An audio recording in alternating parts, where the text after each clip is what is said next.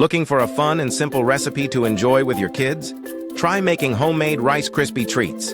This classic no-bake recipe is perfect for little hands to help and big smiles to follow.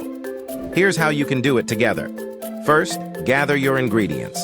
You'll need 6 cups of Rice Krispies cereal, 3 tablespoons of butter, and a 10-ounce bag of mini marshmallows. Optional, a pinch of salt and some colorful sprinkles to add a fun twist. In a large saucepan, melt the butter over low heat. Once melted, add the mini marshmallows and stir continuously until completely melted and smooth. Remove the pan from heat. It's time for the kids to help.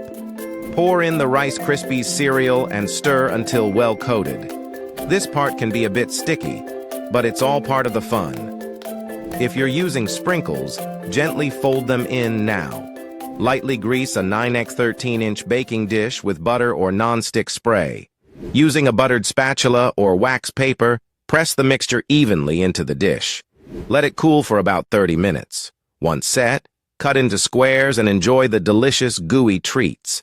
This activity is more than just cooking. It's about creating memories and teaching kids the joy of making something tasty with their own hands.